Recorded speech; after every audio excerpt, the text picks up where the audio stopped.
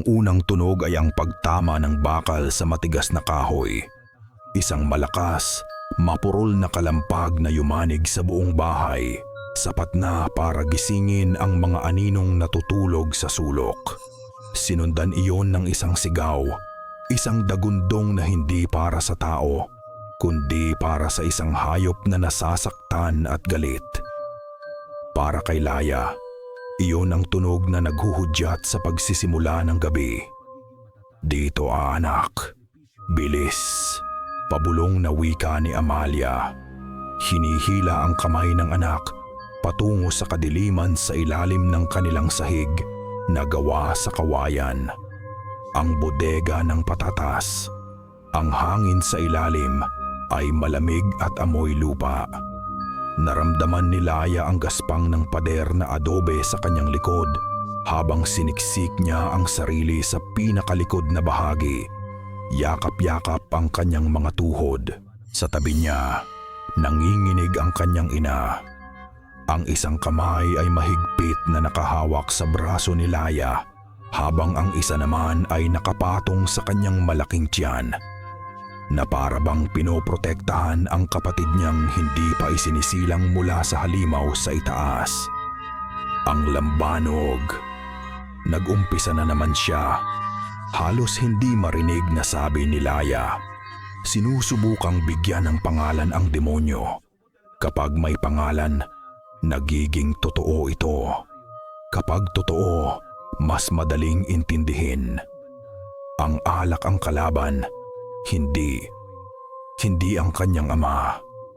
Iyon ang kasinungalingang paulit-ulit niyang sinasabi sa sarili. Sa itaas, isang malakas na kalabog ang sumunod. Tunog ng isang upuang binagsak sa dingding. "Amalia! Laya! Nasaan na kayo, mga puta kayo?" Napapikit si Laya. Ang boses ni Tomas, ang kanyang ama, ay garalgal at puno ng galit na hindi niya maintindihan. Ito ang boses na gumigising sa kanya sa gabi.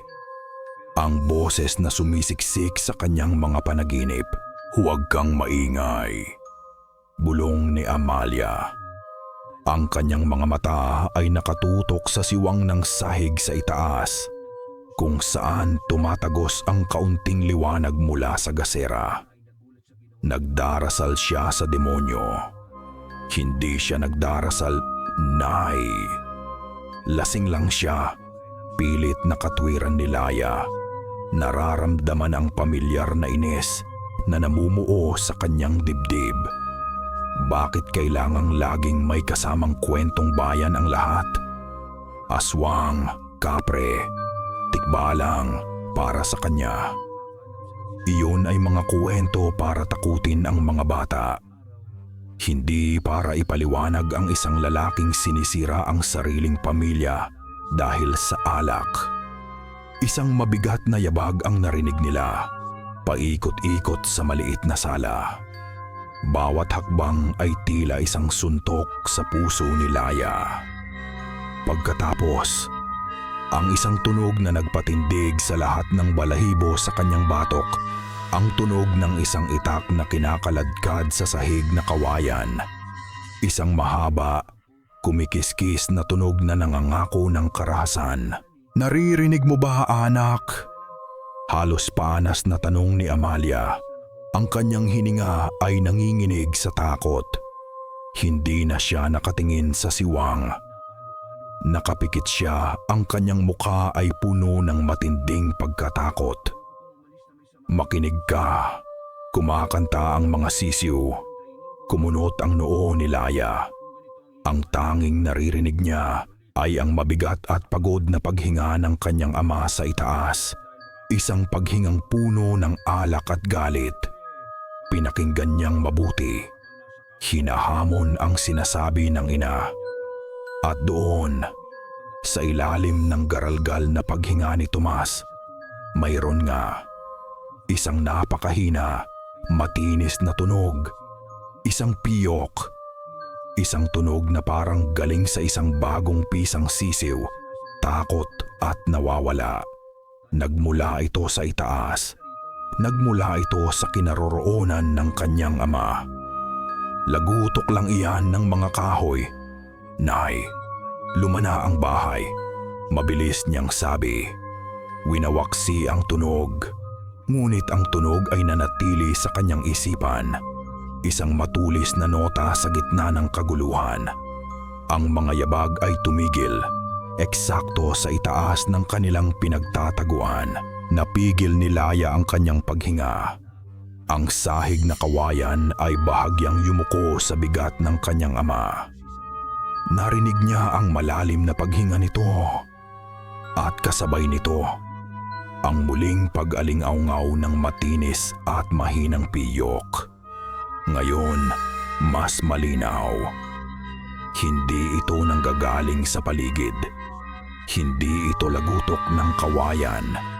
Ang tunog sa lahat ng katotohanan nitong imposible ay tila nagmumula sa loob mismo ng dibdib ng kanyang ama. Bawat malalim na paghinga niya palabas ay may kasamang halos hindi marinig na huni ng isang sisiw na naliligaw sa kadiliman. Nandyan na, halos hindi makahingang bulong ni Amalia. Ang kanyang mga daliri ay humihigpit sa braso ni Laya. Ang mga kukoy bumaon sa balat. Kinakain na siya mula sa loob. Naramdaman ni Laya ang pag-akyat ng kilabot sa kanyang gulugod. Isang malamig na kamay na gumapang mula batok hanggang baywang. Gusto niyang sumigaw. Gusto niyang sabihing nababaliw na ang kanyang ina. Ngunit ang ebidensya ay nasa itaas lamang nila, humihinga at kumakaladkad ng itak. Pagkatapos ng tila isang kawalang hanggan, ang mga yabag ay muling gumalaw. Mabagal, pagewang-gewang palayo sa kanilang pinagtataguan. Sinundan nila ang tunog ng mga paa ni Tomas na kumakaladkad patungo sa silid nito. May isa pang malakas na kalabog, ang tunog ng itak na bumagsak sa sahig, na sinundan ng pagbagsak ng isang mabigat na katawan sa papag. At pagkatapos, katahimikan. Isang katahimikang mas nakakabingi kaysa sa mga sigaw. Isang katahimikang puno ng nagbabantang tanong. Tapos na ba? O nag-aabang lang siya? Nag-antay sila.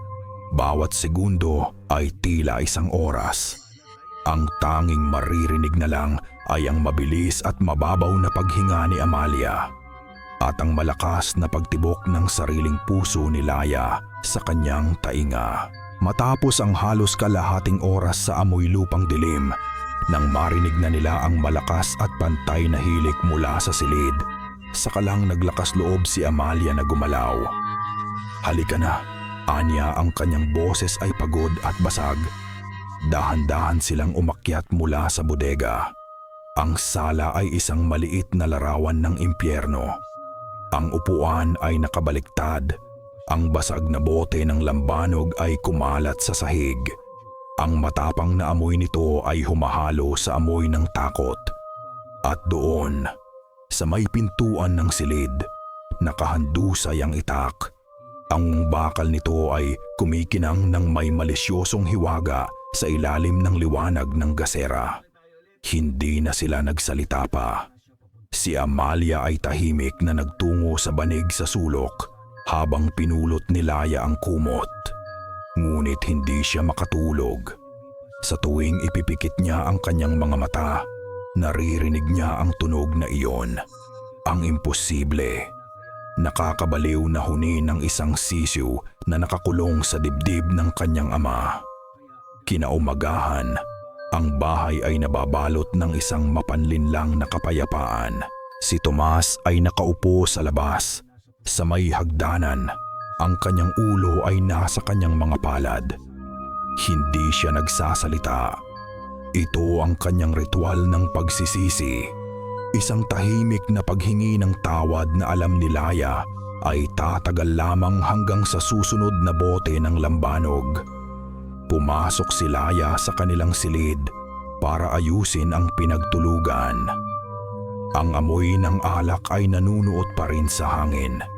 Kinuha niya ang unan ni Tomas mula sa papag na kawayan para ibilad sa araw.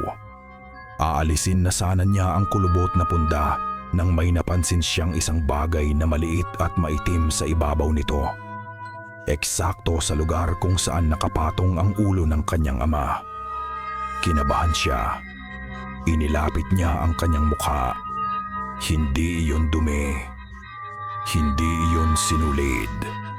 Ito ay isang balahibo. Isang napakaliit, malambot na balahibo na kulay uling. Singliit ng kanyang kuko sa hinliliit at malambot tingnan. Tulad ng balahibo ng isang bagong pisang sisiw. Itinaas niya ito gamit ang kanyang nanginginig na mga daliri. Walang manok sa kanilang bakuran na may ganito kaitim at ganito kaliit na balahibo. Habang hawak niya ang maliit na piraso ng katibayan sa pagitan ng kanyang mga daliri, ang lahat ng kanyang makatwirang paliwanag mula sa gabi ay gumuho na parang kastilyong buhangin. Ang tunog na narinig niya ay hindi gawa ng bahay, hindi iyon daga. At ang bagay na hawak niya ngayon ay hindi dapat naroroon. Bigla, ang halimaw na sumisigaw kagabi ay nagkaroon ng bagong, mas nakakatakot na mukha at naintindihan ni Laya sa isang iglap ng malamig na katotohanan na ang kinatatakutan ng kanyang ina ay hindi lang isang kuwento. Ang munting balahibo ay nakatago sa kanyang bulsa. Isang sikretong tila sinusunog ang kanyang balat. Kailangan ni Laya na makalayo. Kailangan niya ng lugar kung saan ang mga anino ay hindi gumagalaw at ang hangin ay hindi bumubulong ng mga imposibleng kwento. Isa lang ang lugar na iyon. Ang bahay ni Lolo Mateo ay nasa kabilang dulo ng baryo, malapit sa paanan ng bundok Makiling.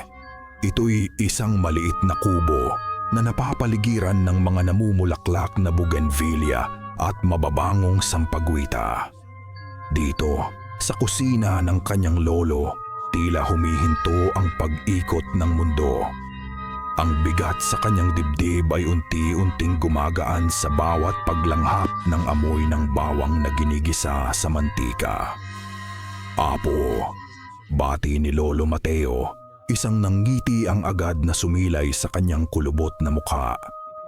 Ang kanyang mga mata ay malalim at mabait, puno ng init na tila kayang patunawin ang lahat ng takot ni Laya. Tamang-tama ang dating mo. Nagluluto ako ng paborito mo. Adobo.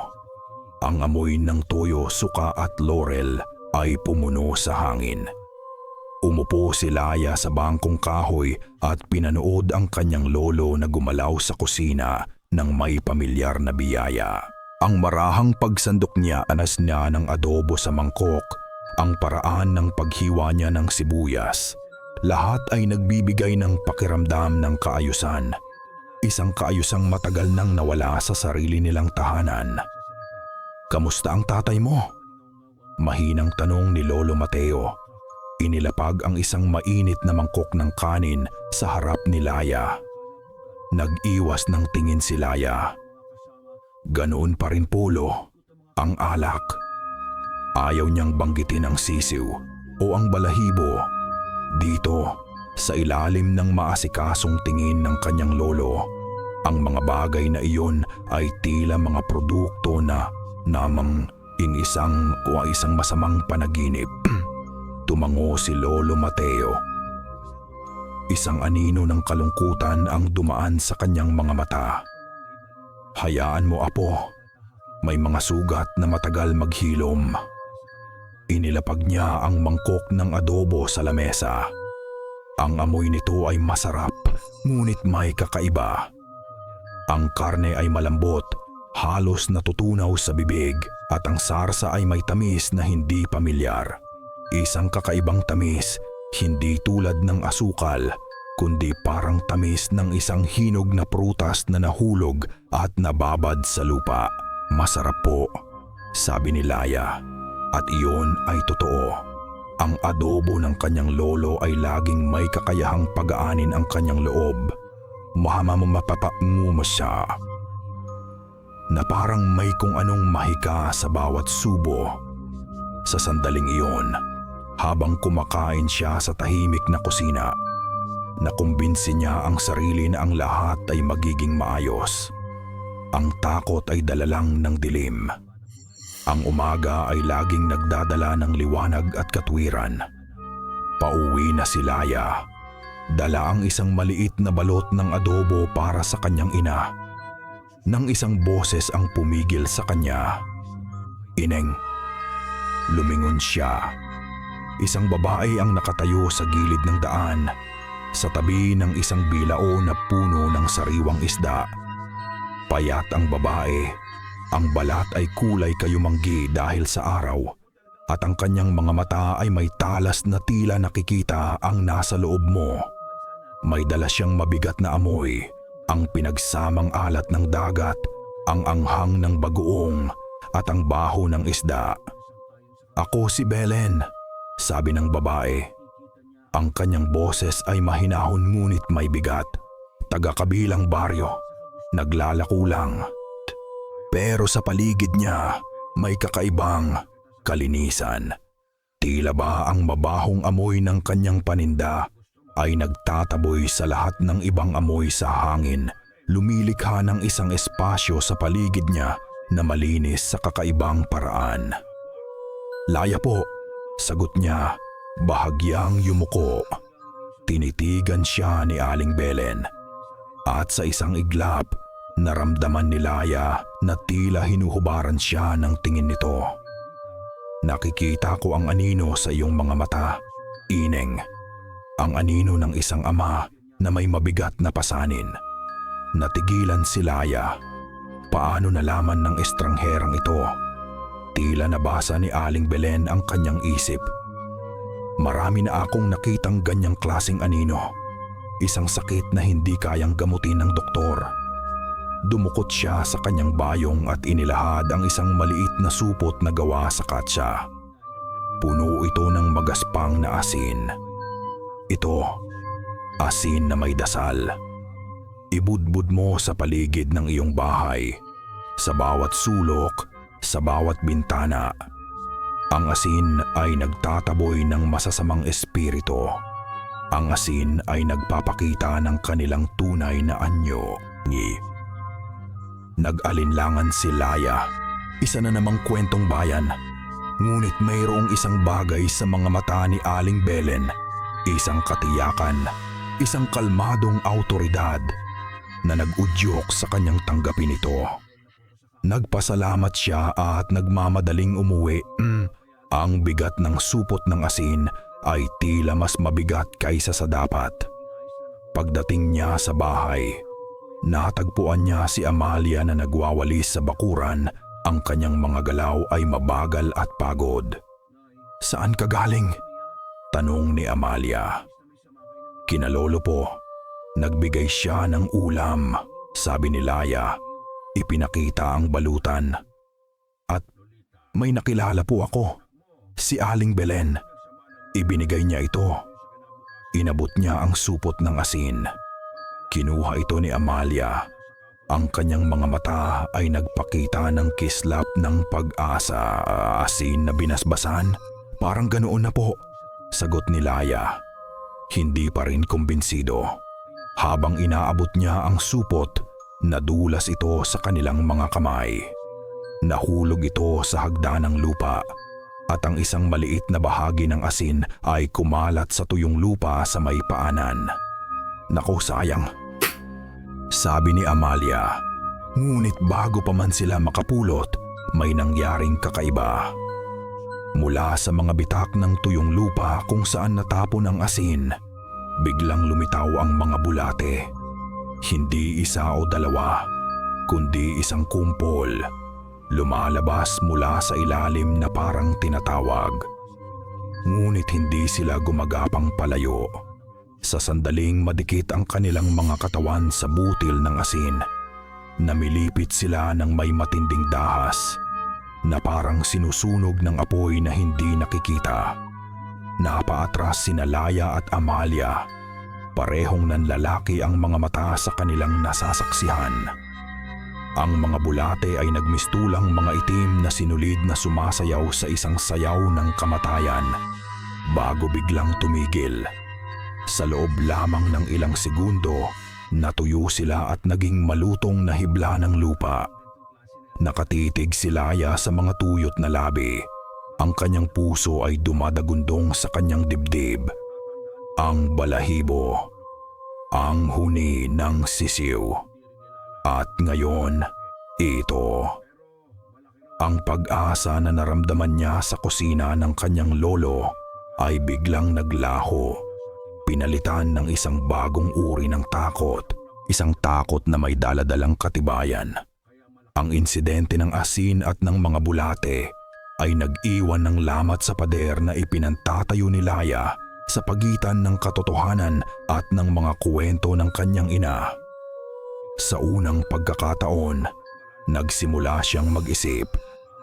Paano kung tama si Nay? Ang isiping iyon ay mas nakakatakot kaysa sa sigaw ng kanyang ama. Dahil kung totoo ang mga halimaw, ibig sabihin ay walang lugar na ligtas sa mundo. Kinagabihan, hindi siya mapakali. Ang imahe ng mga namimilipit na bulate ay paulit-ulit na sumasayaw sa kanyang isipan. Muli, ang kanyang mga paa ay nagdala sa kanya sa tanging santuaryong alam niya. Nadatnan niyang nakaupo si Lolo Mateo sa kanyang tumba-tumba sa labas, tahimik na nakatingin sa bilog na buwan na nakasabit sa kalangitan. "Hindi ka mapalagay, Apo," sabi nito nang hindi lumilingon. Ang kanyang boses ay kalmado na parang isang lawa sa gabing walang hangin. Umupo si Laya sa hagdanan, sa paanan ng kanyang lolo. "Bakit po ganito si Tatay Lo? Bakit po parang may galit siya sa mundo na hindi niya mailabas ng tama?" Bumuntong hininga si Lolo Mateo, isang malalim at malungkot na tunog. Itinigil niya ang pag-ugoy ng tumba-tumba. "Dahil ang tatay mo ay may pasanpasang utang na loob na hindi niya kayang bayaran." Tumingala si Laya. Ang kanyang mukha ay nalilito. "Utang na loob? Kanino po?" Sa wakas, tumingin sa kanya si Lolo Mateo at sa liwanag ng buwan, nakita ni Laya ang bigat ng nakaraan sa mga mata nito. "Sa akin, Apo." Hinayaan niyang lumubog ang mga salitang iyon. Paanong ang kanyang ama, na puno ng galit, ay magkakaroon ng utang na loob sa pinakamabait na taong kilala niya? "Noong binata pa ang tatay mo," pagsisimula ni Lolo Mateo, ang kanyang tingin ay lumayo, tila bumabalik sa isang malayong alaala.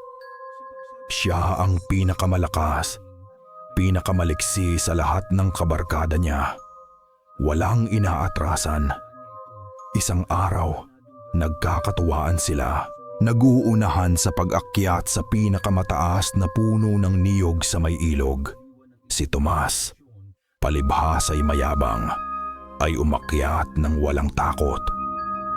Habang nagsasalita, marahang hinihilot ni Lolo Mateo ang mga bukok ng kanyang mga daliri. Isang ugali na madalas gawin ng matatanda. Nasa tuktok na siya, nagtatawa, nang biglang kumislap ang kidlat kahit walang ulan. Nagulat siya. Nawalan siya ng kapit. "Nakita ko ang lahat mula sa aking bukid. Ang paghulog niya, Apo, parang isang hinog na bunga na bumagsak mula sa sanga. Dire-diretso. Ang ilalim ay puro malalaking bato." Napigil ni Laya ang kanyang hininga. Pero bago pa siya bumagsak, pagpapatuloy ng matanda, "Nandoon na ako. Hindi ko alam kung paano, pero tumakbo ako ng mas mabilis pa sa kabayo." Sinalo ko siya, Laya. Ang bigat niya ay halos bumasag sa aking mga buto. Ngunit hindi ko siya binitawan. Sa pagkukwento niya, narinig ni Laya ang isang mahinang tunog. Isang lagitik. Galing ito sa mga kamay ng kanyang lolo habang patuloy niya itong hinihilot. Isang tuyo at malutong na tunog na parang mga tuyong sanga na binabali. Siguro'y dahil lang sa katandaan, isip ni Laya. Nakaligtas siya ng walang galos, sabi ni Lolo Mateo. At noong gabing iyon, sa ilalim ng parehong buwan na ito, lumuhod siya sa harap ko. Umiiyak at nangako siya. Utang ko sa inyo ang buhay ko, Tay Mateo, sabi niya. Kahit anong kapalit, babayaran ko kahit ang buhay ko. Isang luha ang pumatak mula sa mata ni Laya. Ngayon, naiintindihan na niya. Ang galit ng kanyang ama ay hindi galit. Ito ay hiya. Hiya sa hindi niya pagiging karapat-dapat sa buhay na isinalba para sa kanya. Ito ang dahilan kung bakit siya naglalasing. Para makalimutan ang pangakong hindi niya kayang tuparin. Yumakap si Laya sa mga tuhod ng kanyang lolo. Salamat po, Lo. Salamat po sa pagligtas sa kanya. Hinaplos ni Lolo Mateo ang kanyang buhok. Mahal na mahal ko kayo, Apo. Tandaan mo yan. Umuwi si Laya ng gabing iyon na may bagong pag-unawa. Ang kanyang puso ay puno ng pagmamahal para sa kanyang lolo at ay isang mapait na awa para sa kanyang ama. Ang mundo ay muling naging simple. Walang mga halimaw, walang mga sisiw. Tanging isang lalaking binabagabag ng isang lumang pangako. Nahiga siya sa kanyang banig. Ang isip ay mas payapa na kaysa sa mga nagdaang gabi. Malapit na siyang makatulog nang marinig niya ang mahinang pag-uusap mula sa kabilang bahagi ng manipis na dingding na sawali. Boses ng kanyang mga magulang. Tomas, totoo ba yung utang na loob mo kay Itay? Tanong ni Amalia. Ang boses ay puno ng pag-aalala. Nagkaroon ng mahabang katahimikan. At nang sa wakas ay sumagot si Tomas. Ang kanyang boses ay nanginginig. Ngunit hindi ito ang pamilyar na panginginig dahil sa alak. Ito ay isang panginginig na dulot ng purong, hindi huwad na takot. Hindi iyon aksidente, Amalia. Bulong niya sa dilim. At hindi pa ako tapos magbayad. Ang mga salita ni Tomas ay gumuhit ng isang malamig na guhit sa puso ni Laya. Hindi iyon aksidente. Ang boses niyang puno ng takot, hindi ng alak, ay nagwasak sa muling pagtatayo niya ng kanyang mundo. Ang utang na loob na sinasabi ni Lolo Mateo ay hindi pala kwento ng kabayanihan, kundi ng isang lihim na mas malalim, mas madilim. Kinabukasan, si Amalia ay abala sa pag-ikot sa bahay. May dalang maliit na sisidlan na puno ng tubig at iwinisik ito sa bawat sulok habang nagbubulong ng mga dasal. Ang katsa na naglalaman ng asin mula kay Aling Belen ay nakasabit sa bintana. Tila isang anting-anting. Ano po ang ginagawa ninyo? Tanong ni Laya. Nararamdaman ang pag-akyat ng tensyon sa kanyang loob. Ito'y dasal at gamit taboy sa masasamang espiritu, anak. Sagot ni Amalia. Ang kanyang mga mata ay seryoso. Sabi ni Aling Belen, kailangan nating linisin ang bahay para lumabas ang nagkukubli. Pero Nay, pinaglalaruan lang niya kayo. Pilit pa rin ni Laya. Ang kanyang pag-aalinlangan ay lumalaban pa rin. Hindi niya lubos na matanggap ang ideya ng mga halimaw at engkanto. Hindi, Laya. Sagot ni Amalia. May alam siya. Nakita ko ang takot sa mata ni Tomas kagabi. Hindi na ito alak. May inilabas si Amalia na isang maliit na rosaryo na gawa sa kahoy at inabot kay Laya. Magdasal tayo. Magdasal tayo ng novena kay San Miguel Arcangel. Siya ang lumalaban sa mga demonyo. Nag-aalangan. Tinanggap ni Laya ang rosaryo. Lumipas ang maghapon puno ng mga bulong ng dasal ni Amalia at ang matindi, hindi maipaliwanag na pakiramdam ng nagbabantang kapahamakan. Ang araw ay unti-unting lumubog at ang dilim ay lumamon sa sinagtala.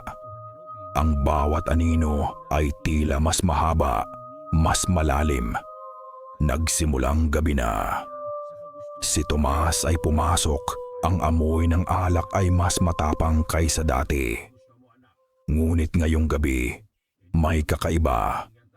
Ang kanyang mga mata ay pulang-pula, ngunit hindi sa lasing, para itong mga pulang kislap sa madilim na kailaliman. May ngiti sa kanyang labi na hindi kay Tomas. Isang nakakapanindig balahibong ngiti na puno ng panunuya. "Nagdadasal kayo, Amalia?" Bulong niya. Ang kanyang boses ay malalim at hindi pamilyar. Hindi ito ang garalgal na boses na alam ni Laya. Ito ay isang tinig na mas matanda, mas malalim, tila galing sa ilalim ng lupa. Napahinto si Amalia. Ang kanyang mga mata ay nanlalaki sa takot. "Novena kay San Miguel Arcangel." Pagpapatuloy ni Tomas. At sa halip na sumigaw, nagsimula siyang magbasa. Ngunit hindi niya binasa ang dasal sa tamang pagkakasunod na masunod-sunod.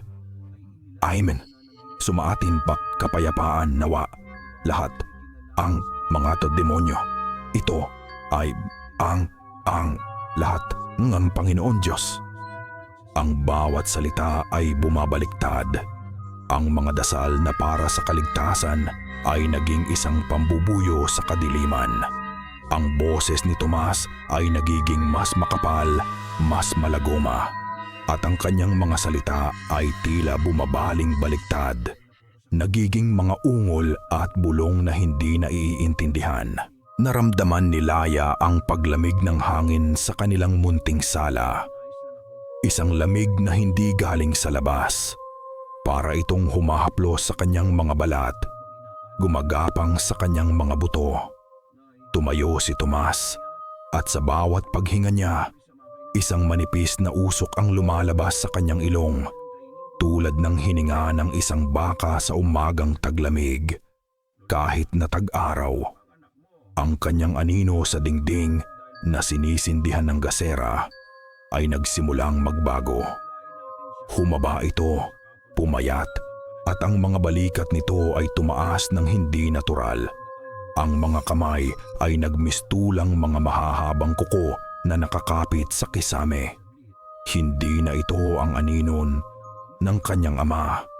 Ito ay anino ng isang gutom na halimaw. Ang asin, "Hindi niyo ako kayang taboy," sabi ni Tomas. Ang ngiti ay lumaki hanggang sa halos magpunis ang kanyang bibig. Ang kanyang mga mata, na ngayon ay halos itim na sa dilim, ay nagniningning ng isang malisyosong tuwa. Ang mga dasal ni Amalia ay naging mga hikbi. Niyakap niya si Laya ng mahigpit. Ang kanyang kamay ay nakatakip sa bibig para pigilin ang isang sigaw. Ngunit walang makapipigil sa kung ano ang nangyayari. Si Tomas, o kung sino man ang nasa loob niya, ay lumakad palapit sa altar sa sulok ng silid kung saan nakalagay ang imahe ng Birhen Maria. Dahan-dahan, itinulak niya ito sa sahig. Bumagsak ang imahe ng may malakas na kalabog. Pagkatapos, tumingin siya kay Laya. Ang kanyang mga mata ay tila dalawang walang awang butas sa kadiliman. "Naririnig mo ba, Laya?" Ang boses na nasa loob ni Tomas ay bumulong.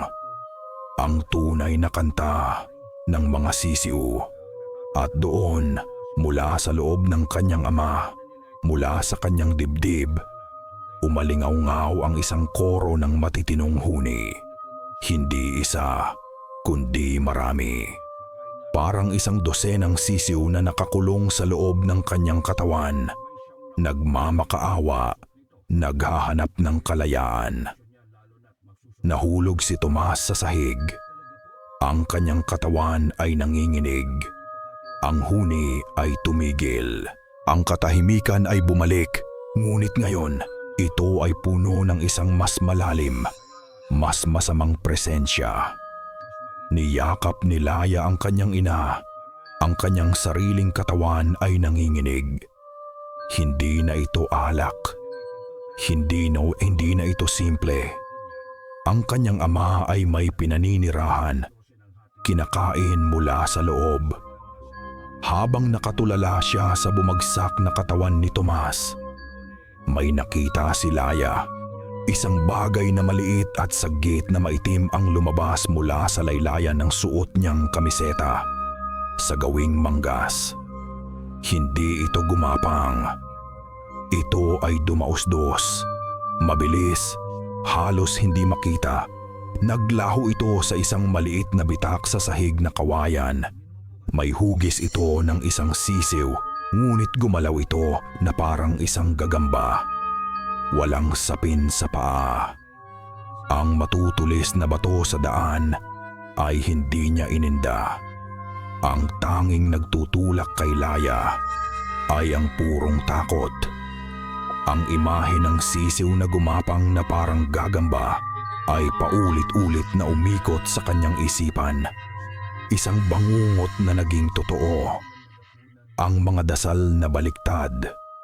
Ang aninong hindi sa kanyang ama, kailangan niya ng tulong.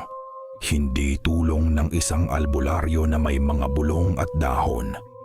Kailangan niya ng isang taong nakakaalam, isang taong nagsalita ng may katiyakan. Kailangan niya si Aling Belen.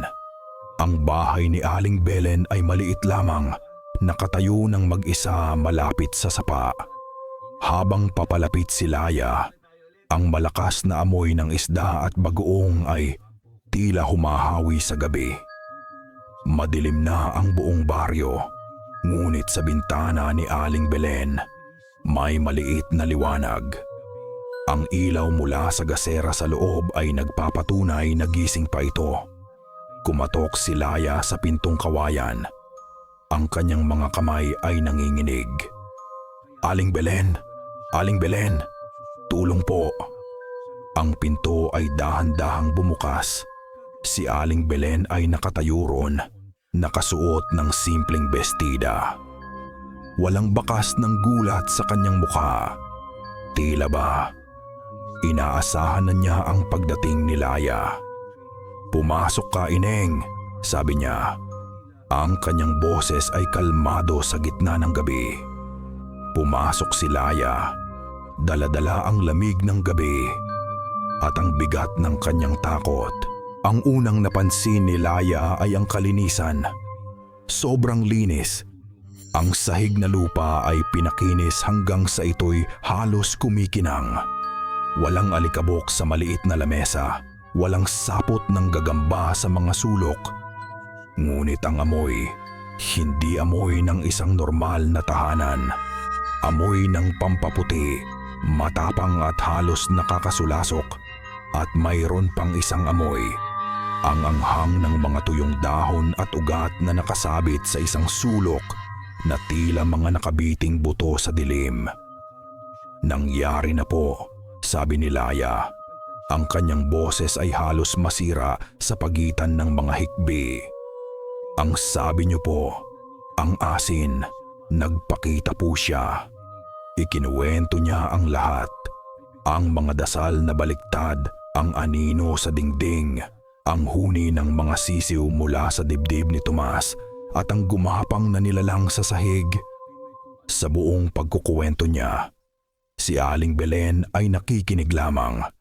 Hindi siya sumisingit, tumango lang siya na parang nakikinig sa isang pamilyar na kuwento. Nang matapos si Laya, huminga ng malalim si Aling Belen. Ang yanggaw ay hindi isang sumpa, Ineng. Isa itong sakit, isang lason na ipinapasa. Paliwanag niya. Ang kanyang boses ay walang bahid ng emosyon na parang isang doktor na nagpapaliwanag ng isang karamdaman. Ang nilalang na nagkukubli sa iyong ama ay isang aswang. At ang sisiw na narinig at nakita mo, iyon ang kanyang sisiw ng tik-tik, ang kanyang binhi. Iyon ang kanyang paraan para magparami. Naramdaman ni Laya ang panlalamig sa kanyang buong katawan. Ibig sabihin po, totoo ang lahat. Mas totoo pa sa kinakatakutan mo, sabi ni Aling Belen. Lumapit siya kay Laya at hinawakan ang kanyang mga balikat. Ang kanyang mga kamay ay payat ngunit matatag. Ang lason na iyan ay kumakain sa lakas ng iyong ama. At kapag naubos na niya ito, maghahanap siya ng bagong sisidlan. Isang mas bata, isang mas malakas. Biglang naisip ni Laya ang kanyang ina at ang sanggol sa sinapupunan nito. Tila muling nabasa ni Aling Belen ang kanyang isip. Kailangan nating kumilos bago pa mahuli ang lahat. Tumingin siya ng diretso sa mga mata ni Laya. Ang kanyang titig ay matalas at hindi natitinag. Tutulungan ko kayo, ngunit may isang kondisyon. Mula ngayon, sa akin ka lang makikinig, sa akin ka lang magtitiwala. Lahat ng sasabihin ko, gaano man ito kahirap paniwalaan, ay susundin mo. Naiintindihan mo ba? Walang pag-aalinlangan, tumango si Laya. Sa puntong iyon, si Aling Belen ang kanyang tanging pag-asa. Siya ang tanging taong hindi nag-isip na siya'y nababaliw. Mabuti, sabi ni Aling Belen, umuwi ka na. Magpanggap kang walang nangyari. Bukas mag-obserba ka. Huwag kang magpahalata. At bukas ng gabi, bumalik ka rito. Tumayo si Laya para umalis. Isang bahagi niya ay nakahinga ng maluwag. Mayroon nun na siyang kakampi. May plano. Ngunit may isang maliit na tinig sa kanyang isipan na nagtatanong, paano nalaman ni Aling Belen ang lahat ng ito nang may ganoong katiyakan? Habang papalingon na siya sa pinto, napansin niya ang isang maliit na altar sa sulok sa tabi ng mga tuyong halaman. May mga kandila at isang maliit na krus.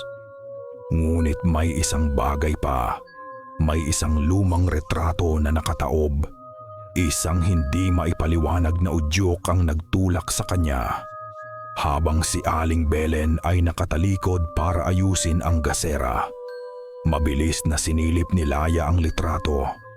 Ang kanyang puso ay biglang tumigil. Nakangiti sa lumang litrato ang isang binatang si Lolo Mateo. Sa tabi niya ay isang babaeng hindi niya kilala. At sa mga mata ng batang Lolo Mateo, may kislap, hindi ng kabaitan, kundi ng isang uri ng kapilyuhan. Isang lihim na kagalakan na biglang nagdulot ng kilabot kay Laya. Mabilis niyang ibinalik sa pagkakataob ang litrato at nagmamadaling lumabas sa pinto. Ang kanyang puso ay mas mabilis na tumitibok kaysa kanina. Ang payo ni Aling Belen, mag-obserba ka, ay umaling-aungaw sa isipan ni Laya na parang isang utos. Ang litrato sa altar ay bumasag sa isang bagay sa loob niya. Ang tiwala niya kay Lolo Mateo na dati isang matibay na pader, ngayon ay may maliliit na bitak. At sa mga bitak na iyon, nagsimulang pumasok ang pagdududa. Kinahapunan, dumating si Lolo Mateo sa kanilang bahay. Dala-dala ang pamilyar na init ng kanyang presensya. Ngunit ngayon, sa mga mata ni Laya, ang init na iyon ay may kasamang kakaibang kislap. Nagdala ako ng tinola, masayang sabi nito. Inilapag ang isang palayok na luwad sa kanilang maliit na lamesa. Ang amoy ng luya at papaya ay kumalat sa hangin. Isang amoy ng tahanan, isang amoy ng kapanatagan. Salamat po, Tay, sabi ni Amalia, ang mukha'y lumiwanag. Kumain na po kayo kasabay namin. Lo, alok ni Laya. Ang kanyang boses ay sinubukan niyang gawing normal. Ito ang kanyang pagsubok. Umiling si Lolo Mateo. Isang mabilis at halos hindi mahahalata na pag-iling. Naku, busog na ako, Apo. Nagmeryenda ako bago pumunta rito. Kayo na lang. Ang dahilan ay simple at kapani-paniwala. Ngunit sa mga taon na nagdaan, hindi maalala ni Laya na tumanggi ang kanyang lolo na kumain kasama nila. Palagi siyang nakikisalo, kahit isang subo lang. Habang nagsasandok ng pagkain si Amalia, lumapit si Lolo Mateo sa kanya. Ang kanyang mukha ay puno ng pag-aalala. Kamusta ang pakiramdam mo, anak? At ang apo ko sa iyong sinapupunan, malakas ba ang kapit niya? Inilagay ng matanda ang kanyang kamay sa malaking tiyan ni Amalia. Isang kilos ng pagmamahal. Ngunit nakita ni Laya ang mga kuko ng kanyang lolo. Sa ilalim ng liwanag ng gasera, tila mas mahaba ang mga ito kaysa dati. Bahagyang kurbada sa dulo. At sa ilalim ng bawat kuko, mayroong itim na dumi. Hindi dumi ng grasa o alikabok. Ito ay dumi ng lupa, maitim at siksik na parang kakatapos lang niyang maghukay gamit ang kanyang mga kamay. Nang yumuko siya para bumulong ng isang bagay kay Amalia, naamoy ito ni Laya. Isang amoy na hindi dapat naroroon. Amoy ng lupang basa, ng mga nabubulok na dahon, kahit na ilang araw nang hindi umuulan. Ang amoy ay kumapit sa damit ni Lolo Mateo na parang pangalawang balat. Ang tiwala ni Laya ay patuloy na gumuho. Kinabukasan, alam ni Laya ang kailangan niyang gawin. Nagpaalam siyang pupunta sa ilog, ngunit ang kanyang mga paa ay dinala siya sa pamilyar na daan patungo sa bahay ng kanyang lolo. Alam niyang nasa bayan ito para mamalengke. Ito na ang kanyang pagkakataon. Dumaan siya sa likod bahay, sa hardin kung saan nagtatanim ng gulay si Lolo Mateo. Ang lahat ay nasa ayos. Ang mga kamatis, ang mga sitaw, ang mga talong. Ngunit sa pinakadulo, malapit sa sagingan, may isang bahagi ng lupa na kakaiba. Ang lupa ay halatang bagong hukay at tinabunan muli. Hindi ito pantay at mas madilim ang kulay nito kumpara sa tuyong lupa sa paligid. Kumuha si Laya ng isang matulis na sanga. Nanginginig ang kanyang mga kamay habang sinimulan niyang kalikutin ang lupa. Hindi niya kinailangang maghukay ng malalim. Ilang pulgada lang sa ilalim, tumama ang kanyang patpat sa isang bagay na matigas. Ginamit niya ang kanyang mga kamay. Ang lupa ay malambot pa. Hinukay niya hanggang sa lumitaw ang mga puting buto. Mga buto ng manok, halata sa hugis at laki. Ngunit may iba pa. May mga pilas ng tela, basang-basa at amoy bulok. Isang piraso ng asul na tela, katulad ng kulay ng paboritong duster ng kanyang ina. Isang piraso ng puting tela na may bahid ng kalawang o dugo. Napaatras si Laya. Ang kanyang paghinga ay mabilis at mababaw. Hindi ito libingan ng hayop, may papi, may iba pa. Ang takot ay nagbigay daan sa isang desperadong pangangailangan na malaman ang katotohanan.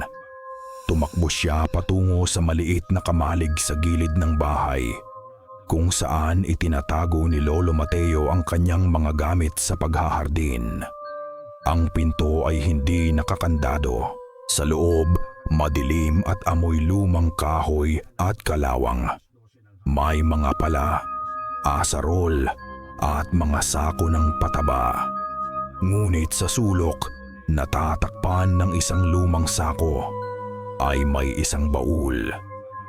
Isang lumang baul na gawa sa maitim na kahoy na may kandadong kalawangin. Ngunit ang kandado ay hindi nakasara ng maayos. Ginamit ni Laya ang lahat ng kanyang lakas para buksan ang mabigat na takip. Isang amoy ng alikabok at kakaibang pabango ang sumalubong sa kanya. Ang inaasahan niyang makita ay mga lumang damit o gamit. Ngunit ang laman nito ay nagpatigil sa pagtibok ng kanyang puso. Sa loob, maayos na nakahanay ay isang koleksyon ng maliliit na garapong babasagin. Ang bawat isa ay naglalaman ng isang personal na bagay. Isang garapon na may isang buhol ng itim na buhok. Isa pa na may isang kupas na butones mula sa isang damit. Isa pa na may isang piraso ng pinutol na kuko. At sa gitna ng lahat, may isang garapon na mas bago kaysa sa iba. Sa labas nito, may nakadikit na isang maliit at naninilaw na piraso ng papel. Nakasulat dito, gamit ang kupas na tinta, ay isang pangalan. Isang salita na nagpabagsak sa buong mundo ni Laya. Pabigat ng pabigat ang mundo para kay Amalia. Bawat araw, ang pagdadalang tao ay tila humihigop ng kanyang lakas. Iniiwan siyang pagod at nanghihina. Ngayong gabi, mag-isa lang siya. Si Laya ay sinabing may pupuntahan at si Tomas naman ay wala. Marahil ay nasa isa na namang umpukan ng manginginom. Ang katahimikan sa bahay ay hindi nagbibigay ng kapayapaan kundi ng espasyo para sa takot na lumaki. Nakaupo siya sa kanilang papag.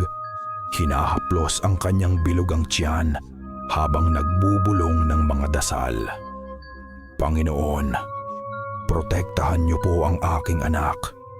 Huwag niyo po siyang hayaang madapuan ng masama. Doon niya unang narinig isang mahinang kaluskos. Nagmula ito sa labas ng bintana ng kanilang silid. Ang kanilang bintana ay gawa sa lumang kapis. Ang mga parisukat na kabibe ay malabo at nagbibigay ng kakaibang anyo sa dilim sa labas. Ang tunog ay mahina lamang, parang kuko ng daga sa lumang kahoy. Napahinto si Amalia sa pagdarasal. Pinakinggan niya. Baka hangin lang o isang sanga na sumasayad sa dingding. Muli ang kaluskos. Ngayon ay mas malapit, mas malinaw. Hindi ito tunog ng sanga. Ito ay tunog ng isang bagay na kumakaskas. Sinusubukang humanap ng siwang.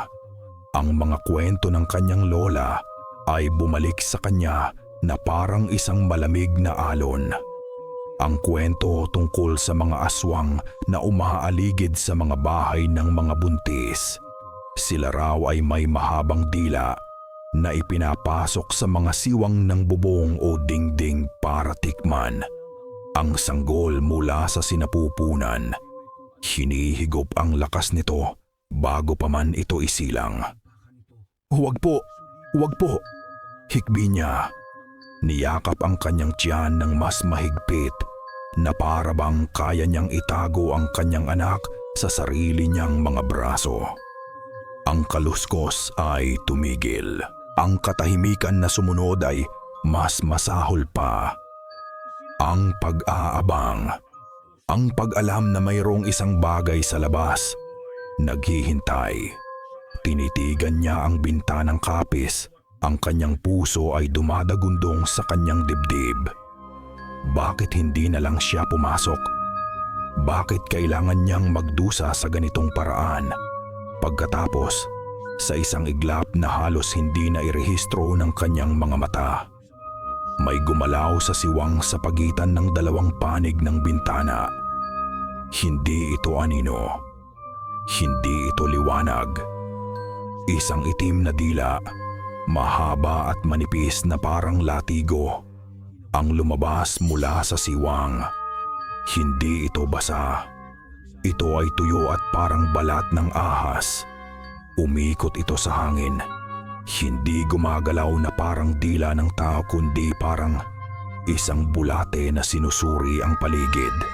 Isang saglit lang itong naroon. Isang segundo ng purong hindi mailalarawang katatakutan. bago ito mabilis na bumalik at naglaho sa dilim. Isang sigaw ang namuo sa lalamunan ni Amalia. Ngunit walang tunog na lumabas.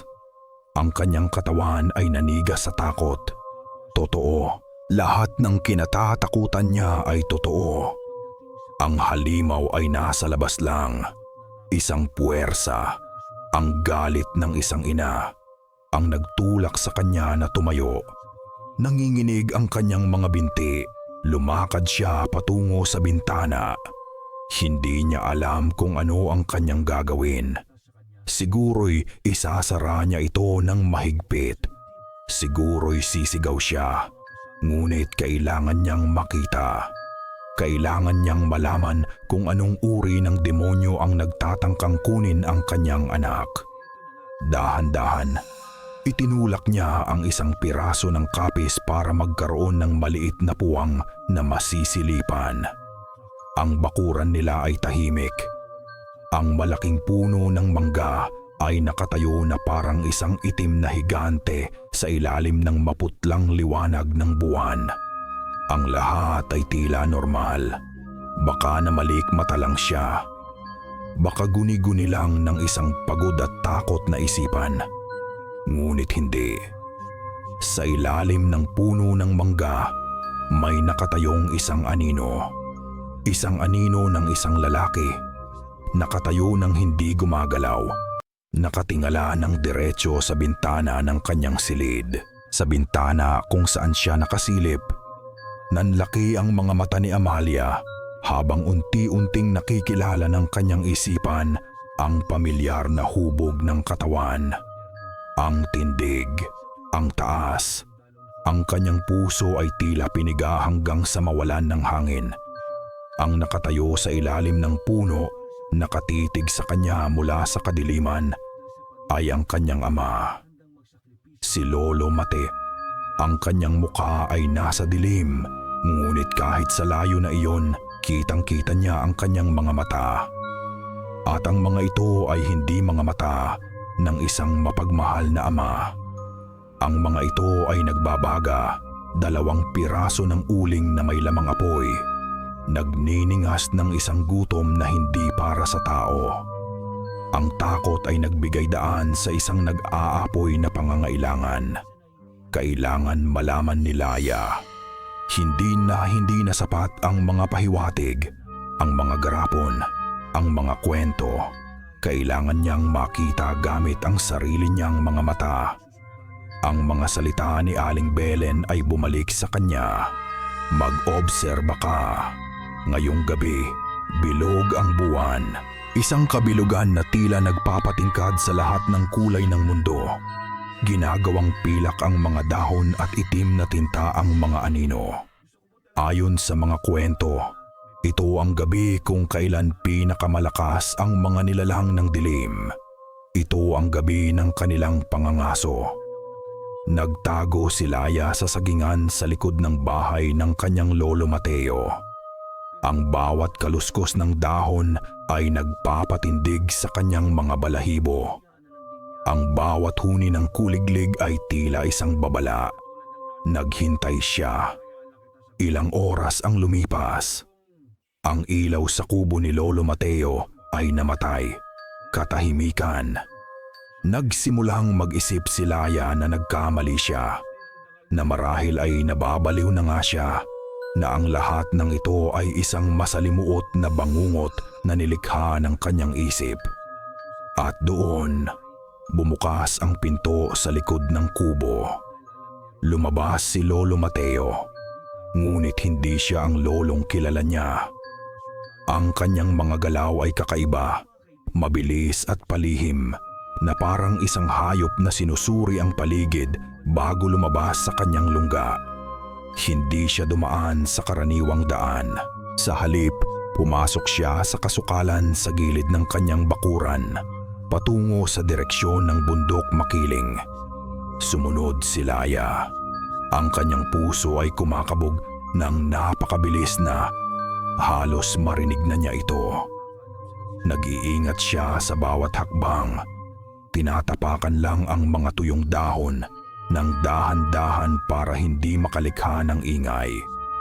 Ang liwanag ng buwan na tumatagos sa mga dahon ng puno ay lumikha ng isang gumagalaw na mosaik ng liwanag at dilim sa lupa, na ginagawang mas mahirap ang pagsunod.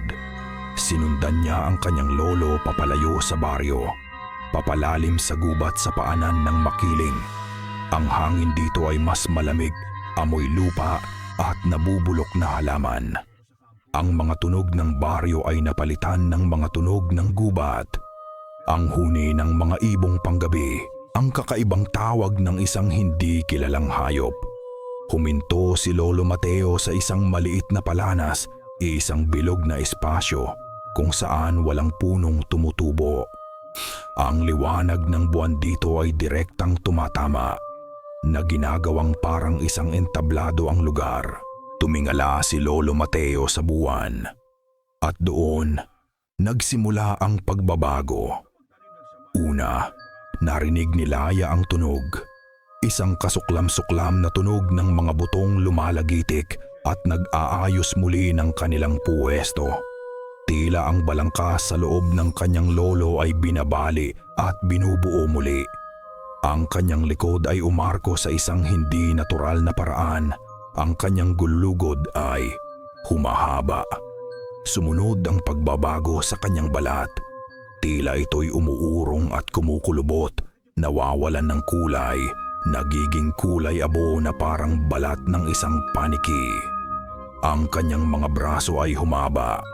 Yang mga daliri ay pumayat at naging parang mga sanga. At ang kanyang mga kuko, lumago ang mga ito, naging itim at matutulis na parang mga kutsilyo. Ang kanyang muka, iyon ang pinakamasahol. Ang kanyang ilong ay umurong, ang kanyang bibig ay humaba at napunit sa gilid. Nagpapakita ng mga gilagid na itim at mga ngiping maliliit at matutulis. At ang kanyang mga mata, nawala ang lahat ng kabaitan dito. Ang natira ay 2 pulang butas na nagniningas ng isang gutom na mas matanda pa sa panahon. Ang dating si Lolo Mateo ay nawala na. Ang nakatayo ngayon sa gitna ng palanas ay isang nilalang na payat at mataas, baluktot at hindi para sa mundo.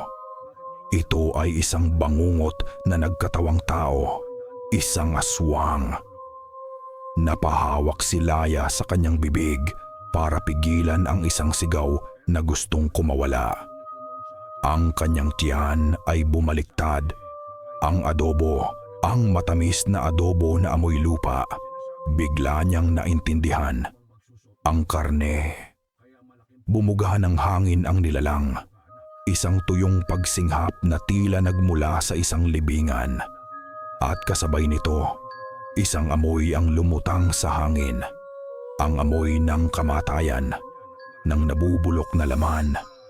Isang amoy na dumikit sa kanyang lalamunan at nagpahirap sa kanyang paghinga. Nanginig ang buong katawan ni Laya. Ang bawat hibla ng kanyang pagkatao ay sumisigaw na tumakbo. Ngunit ang kanyang mga paa ay tila nakabaon sa lupa. Paralisado ng purong, hindi huwad na katatakutan. Ang kanyang lolo, ang kanyang santuaryo, ang kanyang tagapagtanggol ay ang halimaw na mismo. Nagsimulang gumalaw ang nilalang. Ang mga mahahabang braso nito ay halos sumayad sa lupa. Gumapang ito papalayo, papalalim pa sa gubat, naghahanap ng kanyang biktima. Nang mawala na ito sa kanyang paningin, doon lang nakawala si Laya sa kanyang pagkatulala. Bumagsak siya sa kanyang mga tuhod at doon, sa ilalim ng malamig na titig ng buwan, sumuka siya. Ngunit walang oras para sa pagluluksa. Walang oras para sa takot. Ang kanyang isip ay tumakbo ng mas mabilis kaysa dati. Tumakbo siya. Hindi pabalik sa kanilang bahay. Hindi pabalik sa kanyang mga magulang. Tumakbo siya patungo sa nag-iisang lugar na alam niyang makakaintindi. Tumakbo siya patungo sa bahay ni Aling Belen. Bumagsak siya sa pinto nito, humahagulgol, ang kanyang mga salita ay nagkakabuhol-buhol. "Nakita ko po, si Lolo, totoo po, siya po ang..." Binuksan ni Aling Belen ang pinto. Ang kanyang mukha ay kalmado. Ang kanyang mga mata ay madilim at hindi mabasa. Hinayaan niyang matapos si Laya sa kanyang pag-iyak. Hindi siya nagpakita ng anumang gulat o awa. Nang sa wakas ay huminahon si Laya, inilagay ni Aling Belen ang isang kamay sa kanyang balikat. Ang hawak nito ay malamig at matatag. At sa isang boses na kasing lamig ng kanyang kamay, may ngiting gumuhit sa kanyang mga labi. Isang nangiting hindi nakaabot sa kanyang mga mata. Isang ngiti ng tagumpay. "Magaling," sabi niya. "Ngayon, handa ka na." Ang mga salitang iyon, "Ngayon, handa ka na," ay hindi nagbigay ng kapanatagan kay Laya. Sa halip, isang biglaang lamig ang gumapang sa kanyang gulugod. Mas malamig pa kaysa sa takot na naramdaman niya sa gubat. May mali. Ang ngiti ni Aling Belen, ang malamig na kislap sa kanyang mga mata. Hindi ito ang reaksyon ng isang kakampi. "Handa para saan po?" tanong ni Laya. Ang kanyang boses ay nanginginig pa rin. "Para tapusin na ito," sagot ni Aling Belen. Hinihila si Laya papasok sa kanyang bahay. Ngunit sa pagkakataong ito, ang pagkakahila niya ay hindi na banayad. Mahigpit ito, halos masakit. Isinara niya ang pinto at ikinandado ito. Ang tunog ng trangka ay tumatak sa katahimikan na parang isang hatol. "Kailangan po nating tulungan si Nay, si Tatay," pagsusumamo ni Laya. "Sila?" Isang mapait na tawa ang kumawala sa mga labi ni Aling Belen. Isang tunog na walang bakas ng anumang kabutihan. "Wala na akong pakialam sa kanila. Sila ay mga kasangkapan lamang, mga pira-piraso sa aking laro. At ikaw, Laya, ikaw ang pinakamahalagang piyesa." Napaatras si Laya. Ang babaeng nasa harap niya ngayon ay hindi ang maawaing tindera ng isda. Ang kanyang tindig ay nagbago. Ang kanyang mga balikat ay tuwid. Ang kanyang mga mata ay nagniningas sa isang matagal ng kinikimkim na galit. "Hindi ko po maintindihan. Siyempre hindi," sabi ni Aling Belen, dahan-dahang lumalapit. "Dahil ang tingin mo sa akin ay isang tagapagligtas. Ngunit ang totoo, ako ang mangangaso. At ang lolo mo, siya ang aking biktima. Matagal ko na siyang hinahanap." Inilabas niya ang isang maliit na patalim mula sa ilalim ng kanyang damit. Ang bakal nito ay maitim at luma, inukitan ng mga kakaibang simbolo. "Ang halimaw na yan na tinatawag mong lolo." Dumura si Aling Belen sa sahig. "Pinatay niya ang aking pamilya, Laya. Inubos niya sila. Ang aking asawa, ang aking 2 maliliit na anak. Ginawa niya silang pagkain. Nangyari iyon maraming taon na ang nakalipas. Sa baryo kung saan ako tunay na nakatira. Simula noon, inilaan ko ang aking buhay para hanapin siya at ipaghiganti sila." Ang bawat salita ay isang suntok kay Laya. Ang kwento ni Lolo Mateo tungkol sa pagliligtas kay Tomas. Ang litrato sa altar. Lahat ay nag-uugnay-ugnay na ngayon sa isang nakakatakot na paraan. Pero bakit? Bakit kami? Bakit si Tatay? Tanong ni Laya. Ang kanyang isip ay nagpupumilit na unawain ang lahat. "Dahil kailangan ko ng pain," sagot ni Aling Belen. Ang kanyang boses ay kasing talim ng kanyang patalim. Ang lolo mo ay matanda na. Mahina na siya. Ang lason sa iyong ama ay ang kanyang paraan para magpalakas. Ngunit ang pinakamatindi niyang kahinaan ay ang kanyang pangangailangang magpasa ng kanyang sumpa bago siya mamatay. At ang sanggol sa tiyan ng iyong ina, iyon ang kanyang perpektong sisidlan. Kaya tinulungan niyo kami para iligtas ang kapatid ko. May bahid ng pag-asang tanong ni Laya. Muling tumawa si Aling Belen, mas malakas ngayon. Iligtas? Hindi, Ineng. Ang lahat ng ginawa ko, ang asin, ang mga dasal, ang paggabay sa iyo na tuklasin ang katotohanan, ay may iisang layunin. Ang pahinain ka, ang sirain ang iyong paniniwala, ang basagin ang iyong espiritu. Dahil ang sisiw ng tiktik ay hindi basta-basta lilipat sa kahit sino. Kailangan nito ng isang sisidlan na bukas, isang sisidlan na puno ng takot at pagdududa. At doon, naunawaan ni Laya ang buong, nakakakilabot na katotohanan.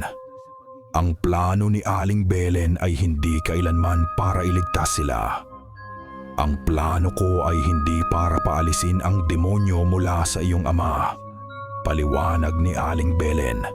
Ang kanyang mga mata ay kumikinang sa kabaliwan. Ang plano ko ay ilipat ito sa isang bagong sisidlan, isang mas mahina, isang mas madaling patayin. Lumapit siya ng tuluyan hanggang sa maramdaman na ni Laya ang lamig na nagmumula sa patalim. Ikaw, Laya, bulong ni Aling Belen. Ikaw ang magiging bagong kulungan ng sisiw. At kapag nasa loob mo na ito, sisiguraduhin kong hindi ka na aabutin ng umaga. Papatayin ko kayong dalawa ng sabay. Ang pag-asa ni Laya ay tuluyang gumuho. Wala siyang kakampi. Siya ay nasa pagitan ng dalawang halimaw, ang isa na gusto siyang kainin at ang isa na gusto siyang gawing sakripisyo. Hinawakan ni Aling Belen ang kanyang buhok.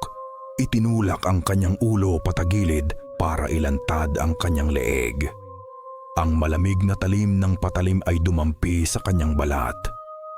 Ang utang na dugo ay dapat bayaran ng dugo, bulong ni Aling Belen sa kanyang tainga. Ang hininga nito ay amoy kamatayan. At ikaw, Laya, ang magiging kabayaran. Ang malamig na bakal sa kalpal sa kanyang leeg ay nagpapasuko sa kanya. Sa isang saglit, tinanggap ni Laya ang kanyang kapalaran. Mamamatay siya dito. Isang sakripisyo sa paghihiganti ng isang estranghero. Ang kanyang pamilya ay maiiwan sa kamay ng isang halimaw. Wala nang pag-asa.